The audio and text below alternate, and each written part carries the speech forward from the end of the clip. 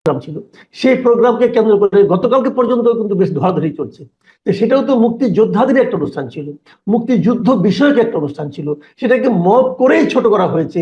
এবং যারা মব করেছে তাদের কিছু হয় নাই, মব যাদের উপর করেছে তাদেরকে ধরে নিয়ে যে মামলা করা হয়েছে। তাহলে সরকারের ওই পদক্ষেপ এবং সেনা সদরের এই বক্তব্য, এই দুটোকে আপনি কিভাবে মিলিয়ে দেখতে পাচ্ছেন? সেনা সদরের বক্তব্য যথার্থ। তারা তো সবসময় মেজার্ড ওয়েতে রেসপন্ড করে।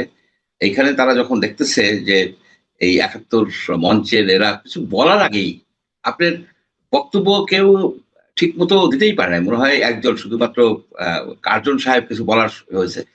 বলার আগেই আপনার লোকজনকে তারা বলতেছে যারা সন্ত্রাসের কথা চিন্তা করতেছে, সন্ত্রাসের কথা ভাবতেছে। তা আমাদের কনস্টিটিউশনে কিন্তু একটা কথা আছে যে বাক স্বাধীনতা আবার চিন্তার স্বাধীনতা। অর্থাৎ আপনি যে চিন্তা করবেন সেই চিন্তার কিন্তু একটা স্বাধীনতা এনশিওর করা হয়েছে। এই সরকার আমি দেখতেছি যে চিন্তার স্বাধীনতাও হরণ করে এনেছে। এখানে লতিফ সিদ্দিকী বসেছিলেন, উনি হয়তো কিছু চিন্তা করতেছিলেন, হয়তো মুক্তিযুদ্ধের কথা চিন্তা করতেছিলেন, হয়তো কিছু কিছু তাকে অ্যারেস্ট করে ফেললেন। সেই সাথে আপনি মঞ্জুরুল ইসলাম পান্নাকে অ্যারেস্ট করলেন, সেই সময় আপনি প্রফেসর কার্জনকে আপনি অ্যারেস্ট করলেন। আজকে না কালকে অ্যারেস্ট করলেন আবু আলম শহীদ খান। সে সেখানে উপস্থিত ছিল কি ছিল না এটাও শিওর না, যে তাকে সন্ত্রাস বিরোধী আইনে গ্রেপ্তার করা হয়েছে। তা আমরা যেটা দেখতেছি সেটা হচ্ছে যে এই সরকার বাক স্বাধীনতা হরণ করার জন্য উঠে পড়ে লাগছে। আপনার যারাই কথা বলে তাদেরকেই জেলে পুরে দেওয়া হচ্ছে। এটা তো শেখ হাসিনা, আইব খান, ইয়াহিয়া খান, এই হোসেন মোহাম্মদ এরশাদ, এই ধরনের বিষয়ের মতো অবস্থা হয়ে গেছে। অথচ এরা সবসময় বাক স্বাধীনতার কথা বলছেন। আপনার আমার মনে আছে ডক্টর মোহাম্মদ ইউনূস যখন ক্ষমতা নিলেন তখন উনি অনেকটা গদগদ কণ্ঠে বললেন, আপনারা যত পারেন মন খুলে আমার সমালোচনা করেন। এখন দেখতেছি উনি আমাদেরকে ফাঁদে ফেলাইছে, যে ইসরায়েলের যেমন খাবার সেগুলি করে দেয়, যে এই লোকগুলি যে জেলে গেছে, জেলে গেছে কি কারণে এরা তাদের জেলে তারা কাটাবে, কি কারণে কাটাবে? জাস্ট একটা কথা বলার জন্য, একটা কথা বলার জন্য। উনি কাকে ভয় দেখায়? আমরা তো ভয় পাওয়ার লোক না। যাদেরকে উনি জেলে পাঠাচ্ছে তারা কিন্তু ভীত না, তারা ভীত না। তারা শেখ হাসিনার আমলের যে ক্রস ফায়ার, শেখ হাসিনার আমলের যে গুম হয়ে যাওয়া, সেইগুলিকে উপেক্ষা করে আমরা কিন্তু কথা বলেছি এবং আমরা জীবিত আছি। আমাদেরকে যদি অ্যারেস্ট করতে হয়, গ্রেপ্তার করতে হয় কিংবা মেরে ফেলতে হয়, গুম করতে হয়, সহজ হবে না, সহজ হবে না। যে বাক স্বাধীনতা এতগুলি লোকের জীবনের বিনিময়ে আমরা অর্জন করছি, তা এই বৃদ্ধ লোককে হরণ করতে দেয়া হবে না। কোনোভাবে তাকে বুঝাই দেওয়া দরকার যে আপনি কাকে ভয় দেখান? আপনার ডক্টর মঞ্জু চৌধুরীকে ভয় দেখান, মাসুদ কামালকে ভয় দেখান। এই ভয়তে আমরা ভীত না, আপনার ভীত হওয়া উচিত। আপনি সারা বিশ্বের কথা বলে কি করবেন? মঞ্জুরুল ইসলাম পান্নার হাতে হাত করা একজন সাংবাদিক, একজন অ্যানালিস্ট। আপনি তার কথা আপনার লাইক নাও করতে পারেন, লাইক করতে এমন কোনো কথা নাই, ডিসলাইকও করতে পারেন। তার জন্য তাকে জেলে থাকতে হবে কেন? এবং জেলের ভিতর থেকে যখন তাকে নেওয়া হয়, মনে হয় যে সেই কলম্বিয়ান একজন টেরোরিস্ট গ্রুপের লিডার, একেবারে শীর্ষ সন্ত্রাসী, তাকে ঘেরাও করে। এটা কোথায় পাইছে এই লোক? এই লোক চিনতে পারে না। এই লোক তো সারা পৃথিবীতে ওই সুদের ব্যবসা করে ঘুরে বেড়াইছে, তো উনি বাঙালিদেরকে চিনে নাই, বাঙালিদের চিনে নাই। সেফ এক্সিটের কথা ভাবেন না, সেফ হাউসের কথা ভাবেন। যাই হোক, আপনি একটু আবেগপূর্ণ হয়ে গেছেন হয়তো। তারপরে এটা তো এই বাক স্বাধীনতার জন্য কতটাই হয়েছে। আমার বাসার সামনে ডিবি বসে থাকতো, আমাকে অনেক হেনস্থা করা হয়েছে। আমাকে কেন, আপনাকে, আমরা অনেক হেনস্থা হয়েছে, অনেক রিস্ক দিছি সে সময়। কিন্তু আজকে আজকে কথা বলার জন্য একজন একজন একজন করে উনি ঢুকে ফেলাবে জেলের মধ্যে এই সন্ত্রাসের কথা। এটাকে আনপ্রোটেস্টেড যাইতে দেওয়া উচিত না, প্রোটেস্ট করা উচিত, সবাই প্রোটেস্ট করা উচিত। ওনাকে ইন নো আনসার্টেন টার্ম আমি বলতে চাই যে আপনি ভুল করতেছেন, আপনি বিশাল ভুল করে ফেলছেন।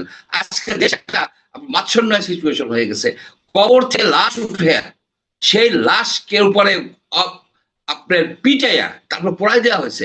এই কলঙ্ক কি কোনোদিন কাটবে? এই কলঙ্ক কোনোদিন কাটবে না। বাঙালিকে আপনার নৃশংসতার দিকে নিয়ে যাওয়া হয়েছে। মব জাস্টিস তো মব লিঞ্চিং, মব ভায়োলেন্স। এই মব ভায়োলেন্স কে আবার বলা হচ্ছে আরেকজন যে এটা প্রেশার গ্রুপ।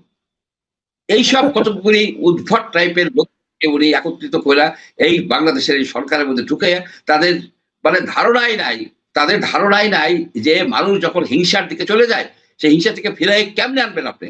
আপনি আনেন তো এখন আপনার দেশে আইন শৃঙ্খলা পরিস্থিতি এস্টাবলিশ করেন তো। জায়গায় জায়গায় যেভাবে হচ্ছে, চাঁদাবাজি হচ্ছে, খুন খারাপি হচ্ছে, প্রতিদিন 14 জন নাকি মানুষকে হত্যা করা হয়। কেন হত্যা করা হবে? কেন আইন শৃঙ্খলা পরিস্থিতির এরকম অবনতি হবে? জি, আমরা এখন একটু অন্য প্রসঙ্গে যাই। সেটা হলো, আমরা কিন্তু শুনেছিলাম এই সরকারের শত দুর্বলতার মধ্যেও আমরা একটা কথা শুনেছিলাম এবং বেশ ফলাও করে বলা হচ্ছিল, আমি নিজেও বলতাম, নিজেও এসে উপলব্ধি করতাম যে অন্ততপক্ষে অর্থনৈতিক খাতে আমাদের একটু স্ট্যাবিলিটি এসেছে। এবং সেটা বলা হতো এই কারণে যে বিপুল পরিমাণ অর্থ যে আগে পাচার হয়ে যেত, সম্পদ পাচার হয়ে যেত, সেটা বোধ করি থেমেছে। কিন্তু তারপরেও প্রশ্ন উঠছে যে আমরা কি আসলে অর্থনৈতিকভাবে সামনের দিকে এগিয়ে যাচ্ছি? গতকালকেও আমি দেখলাম একটা অনুষ্ঠানে আহ বাংলাদেশের একজন সাবেক একজন আপনার তত্ত্বাবধায়ক সরকারের একজন উপদেষ্টা মিস্টার হোসেন জিল্লুর রহমান, তিনি বলেছেন যে বাংলাদেশ এগিয়ে যাচ্ছে, এগিয়ে যাবে, এই বয়ান থেকে আসলে সরে আসতে হবে, কারণ এই বয়ানের আসলে বাস্তবতা এখন আর নেই, উনি বলছেন কথা। এটা নিশ্চয়ই আমার ধারণা আপনার চোখে পড়েছে। এই ব্যাপারে আপনার কোনো বক্তব্য আছে কিনা? স্যার দেখেন, এইটা একটা ছিল কি যে শেখ হাসিনার আমলে নানাবিধ স্ট্যাটিস্টিক্স দেওয়া হতো, পার ক্যাপিটা ইনকাম বেড়ে যাচ্ছে হঠাৎ হঠাৎ করে, এটা হচ্ছে সেটা হচ্ছে। এর একজন কারিগর ছিল, একজন প্রতিমন্ত্রী ছিল, উনি এই স্ট্যাটিস্টিক্স তৈরি করতো। উনি সেই ডিসরায়েলির কথাটাই ফলো করছে, there are lies, damn lies and statistics. এইখানে এই সরকার আসার পরে অ্যাকচুয়ালি আমাদের জিডিপি গ্রোথ গত বছর কি হয়েছে, আমাদের পার ক্যাপিটা ইনকাম কি, এই সম্বন্ধে একটা সুন্দর একটা মানে রিয়ালিস্টিক দেওয়া দরকার ছিল, একটা মানে একটা অ্যাসেসমেন্ট দেওয়া এদের উচিত ছিল। কারণ অনেক তথ্যই ছিল বিভ্রান্তিকর, অনেক তথ্য বিভ্রান্তিকর ছিল। তো সেই হিসেবে যদি বলা হয় যে গোদামের উপরে দাঁড়ায় আছে, পাটাতনটা স্ট্রং না, বাংলাদেশের ইকোনমির পাটাতনটা স্ট্রং না, এটাই হচ্ছে মূল কথা। এবং দেখেন যে এই যে হতদরিদ্র লোকজন, হতদরিদ্র লোকজন, যে দারিদ্রতা বাড়ছে, 30 লক্ষ লোক নতুন করে দরিদ্র হয়ে গেছে। যেখানে কথা ছিল যে 3-0 নিয়ে উনি ল্যান্ড করলেন, 3-0, সেখানে zero unemployment, zero poverty, zero emission. এখন ঘটনা দাঁড়ালো যে সবই তো শূন্য।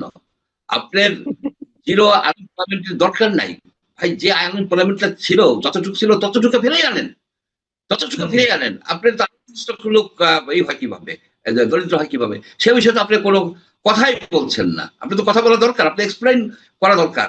আপনি এখানে বলতেছেন কোথাকার কাদেরকে নিয়ে আসছেন, কতগুলি উদ্ভট উড়নচণ্ডী এই লোকজন বিদেশে বিদেশে ঘুরে বেড়ায়, যেসব লোকজনকে নিয়ে আসছে। এখানে এক ভদ্রলোক বলে বেড়াচ্ছে যে মাতার বাড়ি আর কক্সেস বাজার, মহেশখালী সব মিলে একটা বিশাল হাব হবে, সেটা সিঙ্গাপুরকে ছাড়াই যাবে। এইসব কাল্পনিক কথা বলে তো কোনো লাভ নাই। এইসব কাল্পনিক কথা বলে, এইসব কাল্পনিক কথা শেখ হাসিনাও বলছে অনেক। এই যে আপনার যে ওই এই যে নতুন যে পোর্টটা করলো, যে পোর্টটা করলো আপনার কুয়াকাটায়, এটা একটা ফেইলিওর না? এটা একটা ফেইলিওর। এটা একটা টানেল করলো, এটা ফেইলিওর না? খালি বললেই তো হবে না যে আপনার কতটা ইনভেস্টমেন্ট হয়েছে।